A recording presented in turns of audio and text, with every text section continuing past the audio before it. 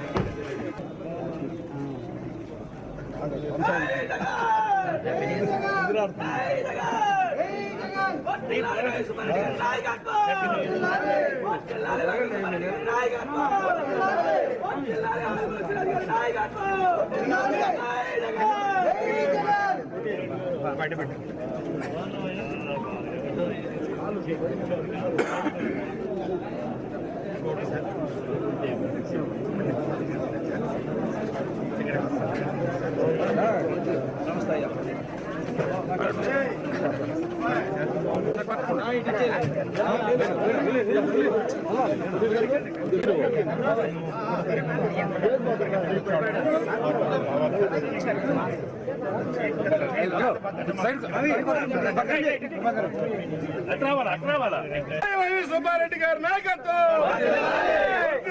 సుబ్బారెడ్డి గారి నాయకత్వం, సుబ్బారెడ్డి గారి నాయకత్వం, సుబ్బారెడ్డి గారి నాయకత్వం. జై జగన్, జై జగన్, జై జగన్.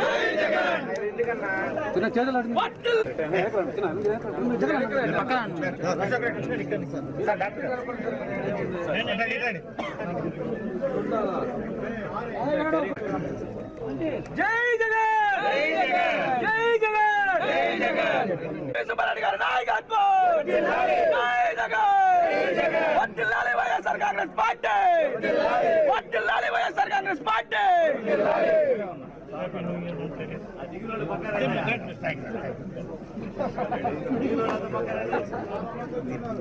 నూతన సంవత్సరం సందర్భంగా రాష్ట్ర ప్రజలకి, ప్రకాశం జిల్లా ప్రజలకి నేను నూతన సంవత్సరం మొదటి రోజు అందుబాటులో లేనందువల్ల ఈరోజు జిల్లాకు రావడం జరిగింది. జిల్లాకు వచ్చిన సందర్భంగా వైఎస్ఆర్ కాంగ్రెస్ పార్టీ నాయకులు, మాజీ మంత్రులు, శాసనసభ్యులు, మాజీ శాసనసభ్యులు అందరూ కూడా రావడం జరిగింది. కాబట్టి ముందుగా వైఎస్ఆర్సీపీ నాయకులకు, కార్యకర్తలకు కూడా నూతన సంవత్సర శుభాకాంక్షలు తెలియజేసుకుంటున్నాం.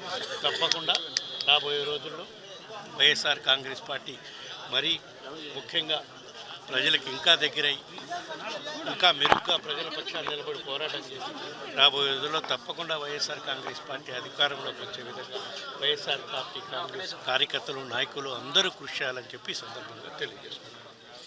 ఇంకా ఏ విషయం మాట్లాడాలన్నా కూడా తిరుపతి లడ్డూ కేసు విషయం అయితే నేనేం మాట్లాడను. ఎందుకంటే కోర్టులో పిటిషన్ వేశాను కాబట్టి నేను మాట్లాడను. దాని మీద కోర్టు ఏ విధమైన నిర్ణయం చెప్తుందో ఎంక్వైరీ అయిపోయినాకనే దాని మీద తర్వాత కామెంట్ చేయడం జరుగుతుంది. సార్, అంటే వైసీపీ నేతలు, కార్యకర్తలని వాళ్ళని బాగా వేధిస్తుంటే మాట్లాడారు.